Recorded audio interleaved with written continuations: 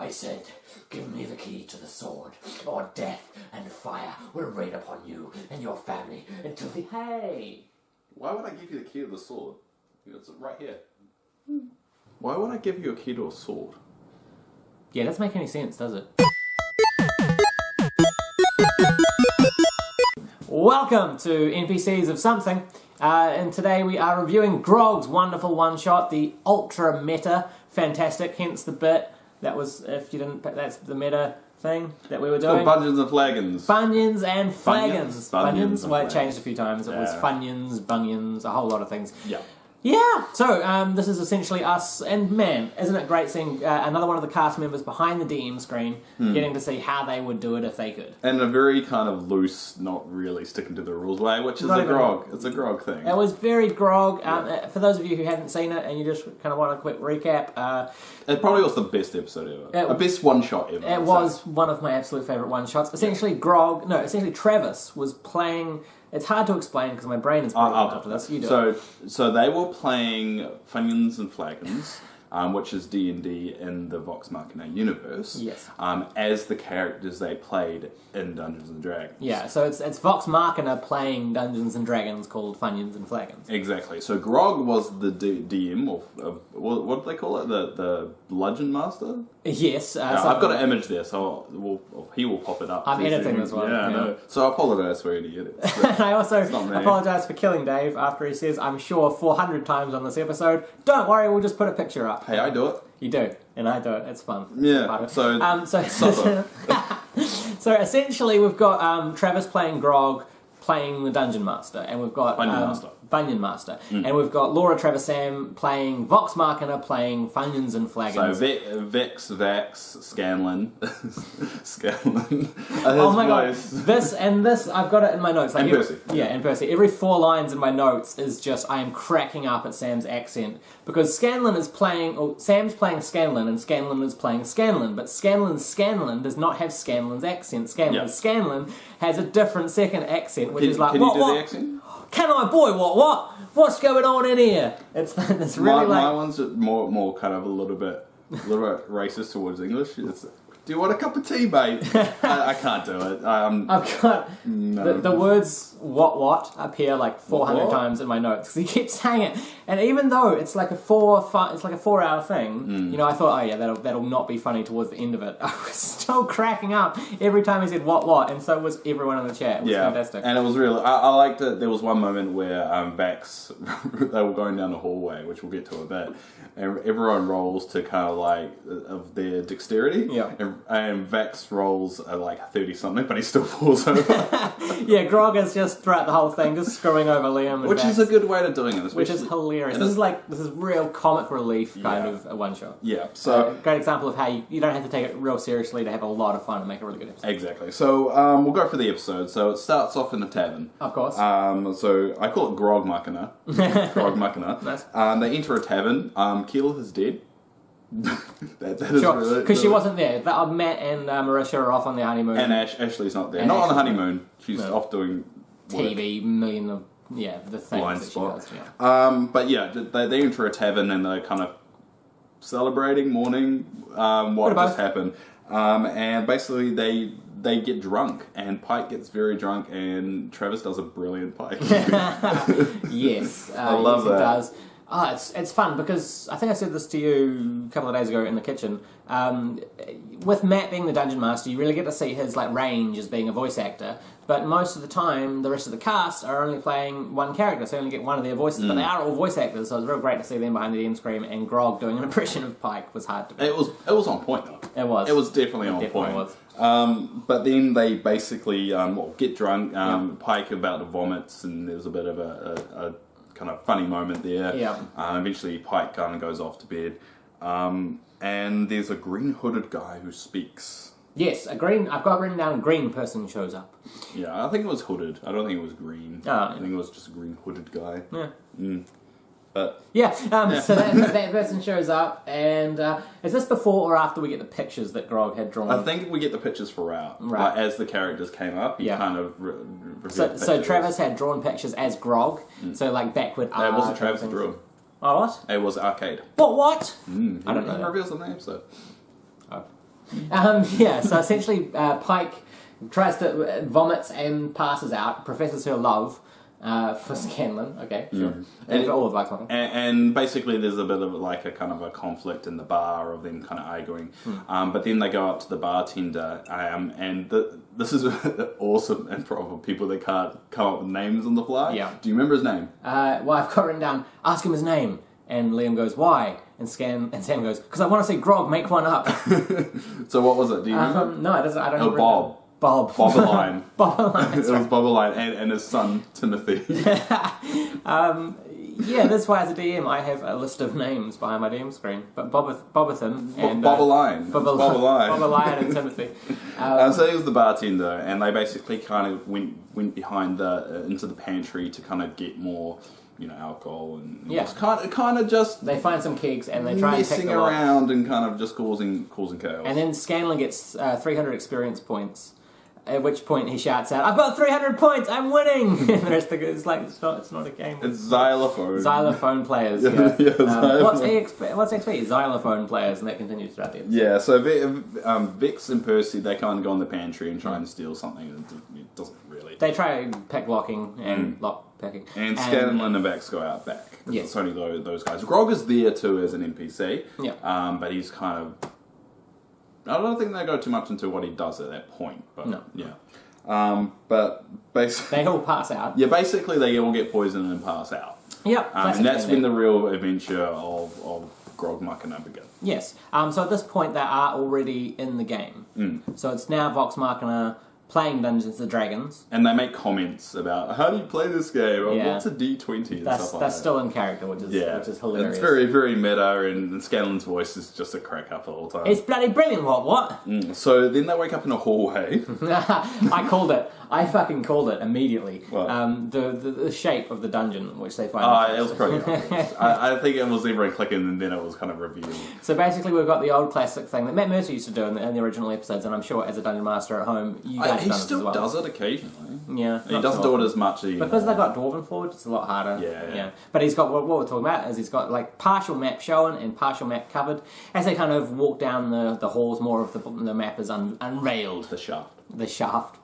So essentially what we can see is this and that. It's a penis. That's definitely a dick. And the chat called it. I actually called it before the chat called it. I saw it went dick and then went into the chat and I was like, and waited. It took them at least 30 seconds. Yeah. They basically wake up in a hallway. Yeah. Which, in the balls of the hallway. And the testicles of the hallway. Yeah, so let's use the mannerisms so it's not so vulgar. We'll use the... Use the medical terminology. Yeah, so basically they move up the shaft of the hallway. And then there's some traps, and they kind of accidentally trigger them, and Vax falls over at one point, even though he rolled really high. Because I've mentioned before. Grog essentially is just making Vax fail, even with really high rolls, because there's a lot of rivalry, kind of like friendly joking there. So Scanlan triggers a trap and gets shot by some poison, and then Vax... Sucks his... you say it, I can't say it, I can't remember myself. Butt sucks. But he sucks the poison out of his butt cheek. Let's say butt cheek. This is like, it's clearly like, and it's a sign of my maturity, the fact that I'm cracking up, and a sign of Travis's maturity for coming up with this. And I'm just like, yeah, it's funny, but you're just like, dick jokes. So, that happens. And but then they hear a voice. Yeah. After Scanlan says, there's holes in the ground with darts, what? And I crack up. What? But they hear a voice, a very mysterious voice saying, turn back. And that's when we first roll for initiative. Now, how many combats were there in this? I think there are about 3 or 4. 3 or 4, yeah. So, roll for initiative. Then we see a ghost with a shovel. Yeah. And then it's revealed that Liam's brought all these miniatures. And Travis uses, like, not the miniatures at all that he should be using. He actually ends up using like little toys and plushes and stuff. Yeah, but basically a ghost with a shovel apparently. Yeah. And then they kind of fight the ghost with the shovel. Yes. They defeat him to make it nice and short, and then they go through the door at the tip of the shaft. And they go into a big circular room. What's the circular room represent? What does it look like to you? Anyway... Have you ever seen one before? I'm asking you. You're not answering the question, so I'm actually generally curious if you have. Do you know what it was, Ollie? Do you know what it was, Ollie? Ollie. They walk into the head. That was a boob. It was. And find themselves in a room of boobs. 2 boobs. You're so mature. They walk into a room and there's a dog there as well. Let's focus on the dog. Let's focus on the dog before my brain explodes and pours out my ears like a fountain. Yeah. So there was a dog in every boob. And a hellhound, to be specific. It wasn't initially a hellhound. It kind of like was a normal dog, and then it was revealed once it was confronted. Yeah. Then Trinket, or more initiative, more combat. Trinket actually, I believe, one of his first ever, like not maybe first, but one of them. One of the rare crits from Trinket. And then I started calling him Trinkrit instead of Trinket. So he makes one, and all of a sudden he's no mercy Percy kind of deal. I just thought that was very cool. But yeah, one of the dogs actually. This is Scanlan messing around. Scanlan controls one of the dogs and attacks Trinket. Yeah, he uses control animal, control beast. And says to attack Trinket. Attack Trinket. Boob. Trinket, boob. So essentially, Scanlan has always wanted to do this in Vox Machina, and he's always wanted to fight Trinket. But obviously, in a serious Vox Machina story, you could never do that. But while they're playing Vox Machina, playing Dungeons and Dragons, he can really mess with it, and he messes with it even more later on. He really does. But they ended up basically killing the dogs. Yeah. Vex kind of kills one of them, I think. I can't remember who killed the other one. I think Trinket did. Well, Percy goes to throw a spear, and Grog says, right, roll with disadvantage. And he goes, why? And he goes, because I've never seen you roll and throw a fucking spear in my life. It's very meta like that. And to anyone that's an aspiring DM, this is probably a good model to put it off, is the fact of showing you can DM without needing to take the rules to heart or remembering all the rules. And also, you don't have to have every session really serious stuff. It's real fun, especially for the players after like a long combat or something. Or a death in a party. Or that. To give them a nice, like, Burning Man concert. Yeah, he sent us to Burning Man. Yeah, I sent them to D&D Burning Man. Anyway. Grog finds 20 platinum just because he's the DM, so he gives himself a whole ton of shit. Yeah, that's... I would do that. Yeah. What else got? Vax investigates the pond. Yep, it's a pond. Sure. And Trinket attacks Scanlan. Trinket? Yeah, I've got. Did you actually write on your notes Trinket? Yeah, I wrote Trinket. All right. Then I love when they get paranoid about opening a door, because that's the next thing they want to do is open some doors. And they say it's broken because it was so easy. It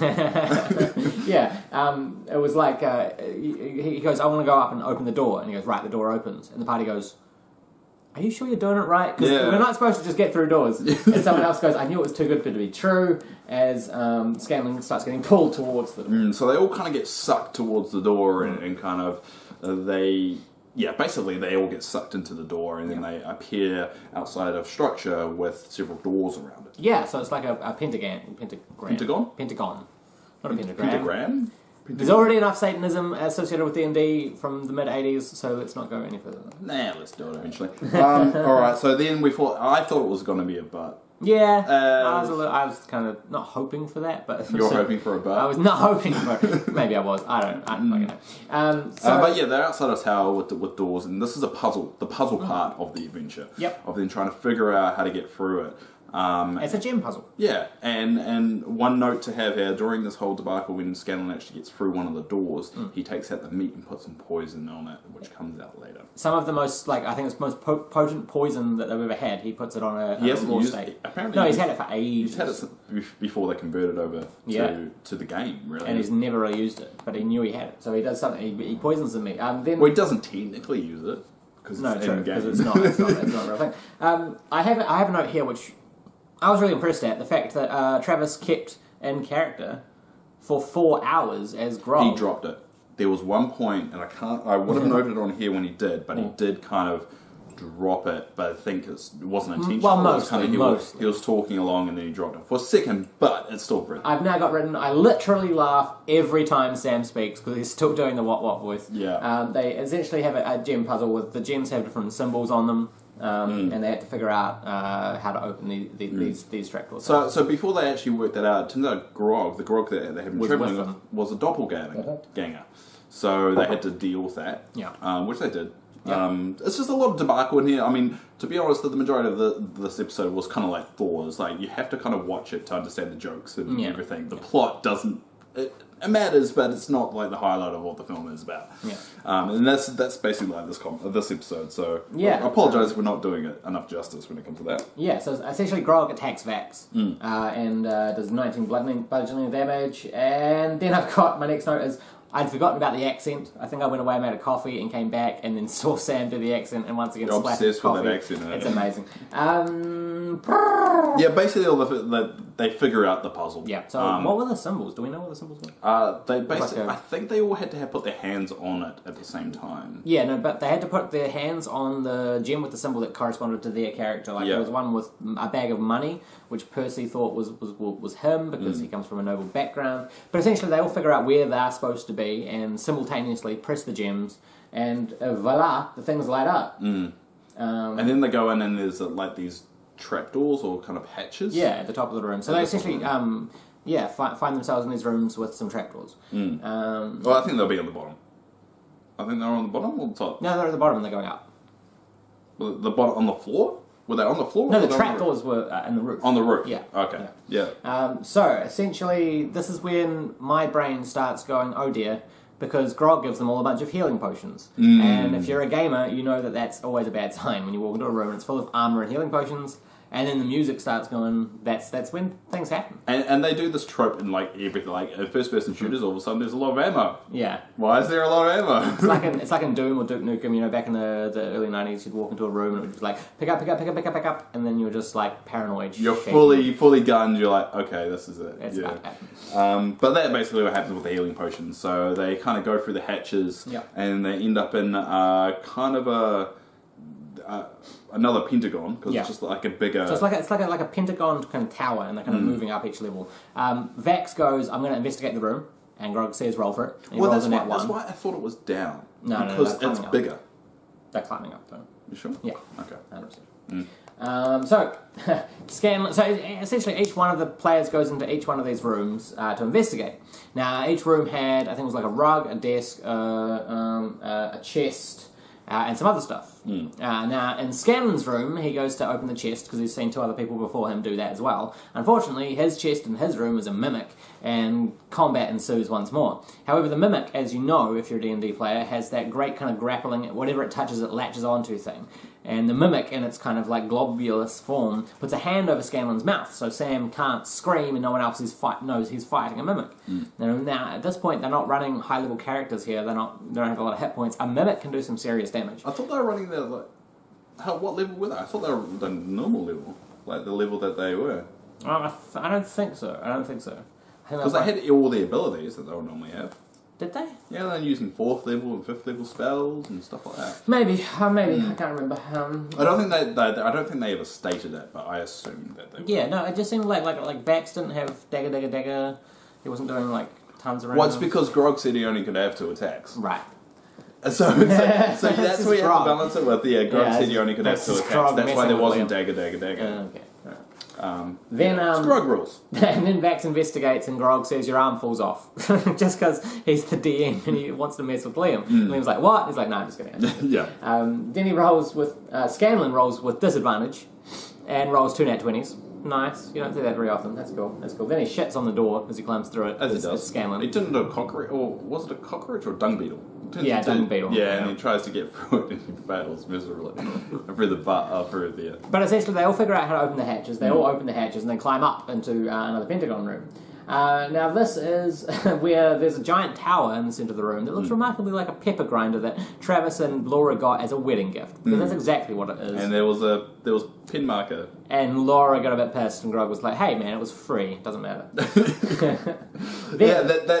For all those that are married out there, that's a perfect line to say to your spouse. Oh yeah. Make sure you use that line all the time. Yeah, that'll save you arguments and tension. There will be no arguments and you'll be happily married. Yeah, afterwards. It's kind of like a way to just like win an argument. Exactly. Yeah. So use it and let us know in the comments how that went. We're going to be responsible for so many breakups. Anyway, this YouTube video. It's your fault for taking advice off a YouTube video. So. Sure. Sorry, just choked on my own saliva. Anyway, they all make their way into... I'm really inept. I can't even live. I can't even breathe. The things well. They all find themselves in a different room. Welcome you mouth to mouth. That would be disgusting. Damn, the whole thing was just deployed to get mouth to mouth from you. Anyway, they find themselves in like 5 adjoining rooms with like these barriers that they can see through, but they can't travel through. And that is when each one of the characters gets a different monster to face that is kind of like tailored to that. So Scanlan and Vax, they kind of get normal monsters. Yeah. However, no, it's not Scanlan. It was Vax and Percy. Yeah. Gets normal, kind of normal-ish monsters. Scanlan gets a T-Rex, which Grog pulls out an actual it's just a toy T-Rex. It's like it's like the guy from Toy Story. You know, I really wanted it to be the guy from Toy Story. That would have been so much better. But essentially, he goes, right, you're fighting this, and it takes up like most of the map, and Scanlan turns into a gibbon, and combat ensues. Essentially, this is actually, I thought this was a real cool idea. The fact that everyone is fighting kind of together, but they're actually all fighting one-on-one with these creatures in rooms so they can see what's going on, but they can't. And Vic's got a unicorn. Yeah. Well, she didn't want to fight. No, because she wouldn't. And she was like, can I talk to the unicorn? And Grog's like, well, you've used speak with animals, you can't cast that again kind of thing. And she's like, but I'll just speak unicorn. And Travis is like, that's not a language. You can't speak, there's no such thing as unicorn. And I like it, like, as the battle progressed, he was just like, you better fight this damn unicorn. And she kind of says, why are you attacking me? She pleads. And then the unicorn goes, I'm a unicorn. There can be only one. So basically there's a bit of a... like she's refusing to do it, so she flies up and kind of avoids the fighting. Now, Scanlan turns into a Triceratops though and fights the T-Rex. So just dinosaur and dinosaur. Basically. Something interesting that actually gave me an idea was one of the Vax's monster used suggestion or command. Now with that spell, essentially it's a wisdom save, and if you fail, you have to follow the command that it gives you. But of course, you can't command someone to hurt themselves. You can't say, right, go and throw yourself off. Oh, I will win the combat because then the spell breaks. It's part of the condition. But he told Vex to kneel down and become prone so that he would get advantage on the next attack. And that, technically, is not doing something that would harm you. So that's actually a really cool thing that you can do if you have the command thing. Tell the person to make themselves prone, and then you get advantage on the next attack if you're using melee and not range.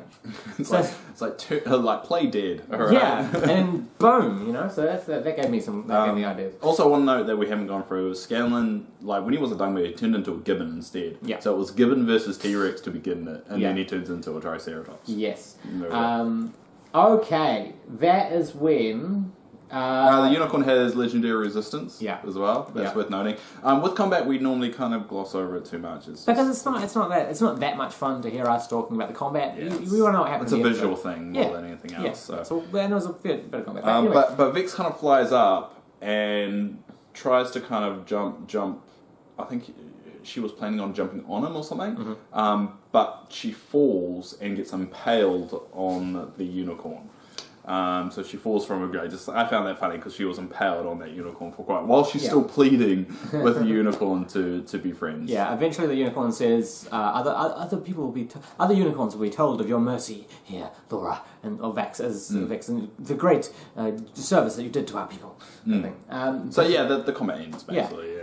But then Scanlan takes the poisoned steak and feeds it to Trinket. Now I've got a screenshot of this because it was so funny when it happened. Liam just immediately went, because he's sitting next to Laura, was like, I'm hiding, fuck that. And you can see here, he's just ducked down in his chair. So hiding, he was hiding not in real life, he was hiding in game, not in game.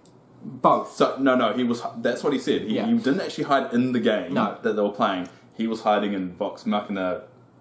That's how keep track of it. That's true. He wasn't hiding. But essentially, he actually hides on set. Real life Vax was hiding, and not imaginary Vax. Yes, exactly. You can also see Scanlan cannot stop laughing throughout this, and Percy's got a mixed look on his face, kind of like glee and terror. And Laura just looks like someone has just shat in her bed. It's like Percy also, I should say, Taliesin is all about when someone likes to mess with people. Like, I remember the moment where Pike opens the letter after Scanlan gets in and he's like, I'm so proud of you, that's the saying. But this time, he didn't say it because he knows how much it means to Laura Trinket. Yeah. So he was just like, I think he was a little bit proud though. I think there was a little bit inside of him that was just like... Yeah, but anyway, that was such a good moment that I had to screen cap it. I had to share it with you guys. And the voice that Travis uses for Trinket, Oh yeah. It's really really good. If you can watch anything of this episode, watch that bit because it's so funny. He's like, I'm not making any assumptions, but I think Scanlan freaking poisoned me and I died. It was great. So this is when they run into Grog. It wasn't an exact quote. It was something like that. Yeah. This is where they run into Grog again. Seemingly not the doppelganger, but obviously inside. The real Grog. Yeah. Basically, that is when he recognised the symbol of the Dallas Cowboys. Dallas Cowboys. Because for those that don't know, Travis is big into the Dallas Cowboys, which is an American football team. Yeah, it is. Yeah. We know sports. We totally know sports. American sports. Because we get it all the time on New Zealand TV. Yeah, we actually only get the Super Bowl. That's pretty much the only thing we ever get over here. Yeah, please help us. No, don't help us. I don't like the sport. Anyway, sorry for those that do. Yeah, just kill. I'm a rugby man. Me too, actually. I like rugby. And you? Yeah. What's the local team? No, I know this. Go. What's the local Wellington rugby team that's in the Super Rugby competition every year and has been around for more than 20 to 25 years? See, I'm editing this, so I'm just cutting this question out. There you go. That's what I said. Hurricanes. So essentially, this is where we hear a female voice. And Grog does beautifully here. Well, Travis does beautifully. Essentially, it says that she needs a hero. Someone strong. He must be fast. The song from Shrek 2. Yes. That's what it was from. Yeah, I know. Yeah. No, because I did know that. Cause they made the reference. That's not me. I don't know if that was just a yep, agree to everything one, or was that actually you knew one? Because you didn't really say it like you do. Anyway, so basically Grog kind of indicates they have to fight him. Yeah. And then he becomes a werewolf. Grog. Finally, Grog gets to play a werewolf. He's been wanting to for years during the stream. Werewolf Grog, and it was awesome. So the voice that we hear is Trish, God of Whitestone. God of Whitestone. Yeah. That's when Vex uses some arrows of entangle and catches Grog. He's got physical damage resistance in that form, but they do some stuff. Scan hits him with Bigby's hand, he loses were form. They basically nuke the hell out of him. And then Grog asks Percy for a mercy kill. No mercy, Percy, for some mercy. And he kind of tricks him and goes, look over there! What's behind you? Yeah. But and then as he's dying, he goes, thank you! Wait, hang on, Grog was, thank you, you dark fucker.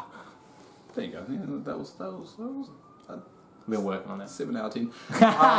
So basically, Trish goes, that you are not the... I can't remember what exactly she said. She said something about another time. Yeah, you're not the person she's looking for. Yeah. And then it bamps back to the tavern, the bar... Wait. Before that happens, though, Scanlan casts Wish. Oh, yeah. And wishes for Trish to have persistent gonorrhea. And they roll for it, and yeah. She now has persistent gonorrhea in this world that Grog has made. So that's canon if that ever comes back. You should have seen the chat, man. The whole screen of my computer just broke in half. The whole universe just snapped at that moment. Yeah, it was really good. But yeah, they bam back to the pub. Yeah. Grog is all battered and bruised, and Bobaline is like, what's that's my impression of a bartender. That's what I hear every MC you do. I can edit that out. Why edit out? I'm just going to edit out. I never edit out. I'm just going to edit out you. It's just going to be me, and there's just going to be blank on that side. That's really mean. Maybe I'll just edit me out. But anyway, that's when they turn back to Vox Machina. Essentially, they stop playing the game, but they're still playing in the game, but they're not playing the game. So they're Vox Machina, but the Vox Machina's not playing the fake game ends, and the real game continues. Yeah. Anyway, it was a good episode and a lot of fun. It was one of the funniest episodes and a great way of just showing, hey, look, one-shots can be really, really cool when you just want to have a good time with your mates. Yeah, and this is definitely one of those kind of, you gotta watch it. Yeah, for sure. Explaining the plot. It's a Grog journey that wasn't really going to make a lot of sense. There's a mystical unicorn, there's poop being thrown, there's dick hallways, there's so we recommend you go watch it, what? If only for Scanlan's accent. Otherwise, it's a wonderful episode and certainly something that critics will be talking about. So if you want to see it, I recommend you do. It'll be on Geek and Sundry, and yeah, and that's another Travis kind of episode, which I think he did a really, really good job. Yes. I think he held his own. He didn't seem very nervous, but he said at the end, he was like, "Whoa, there's so much to keep track of," and I think it's helping them gain a little bit more kind of even. They already have massive respect for Mercer, but even more on top of that. But next week, we get Mercer. Who's doing Honey Heist, which is a wonderful, very simple role-playing game where essentially you're a whole bunch of bears trying to steal some honey. Yeah. It's a 2-page document as well, so if you do want to kind of read up on it beforehand, just type in Honey Heist in Google and you find it. That's how I did, and I was like, oh, is that it? Oh, yeah, that's cool. It's a 2-page thing, so it's going to be real fun. I love Marissa. You guys know this. She's my favourite, and I love her. So I'm really looking forward to that. And my first ever acting role was actually Christopher Robin in a Winnie the Pooh play. You know, Bears Honey. It's the first time we're going to have a female behind the DM screen role too. Yep. So we're really looking forward to that. Of course, we will review that. And because it's a one-shot, and we promised every time we do a one-shot, we'd review a classical episode of Critical Role, we're also going to film later on a review of Critical Role episode 6. Which is really cool, because back then they had a lot of audio issues and people giving them pizza, and it was real, absolute, true classic D&D. If you're watching this, it'll be released in 6 hours. Yeah, so... Or released already. Yeah, so check that out. It's on the channel, D20 Multiverse. Yeah, and if you want, you can follow us on our Facebook. Yeah. So we're trying to post a little bit more on there. It's mostly me posting random things that I find funny, and Dave as well. I post as well, and some of the other casts from once in a while pop in. Yep. But yeah, join us and help support what we're doing here. Yeah. So thanks for coming along on this episode of NPCs of something. Enjoy the rest of our content. Enjoy the rest of your day. From myself, Oliver Dungeon Master, and Dave. Good night. Goodbye. Good afternoon. See you next week. All right. What the fuck was that? Now start with welcome. Yeah. I can't believe I had to tell you how to start a video.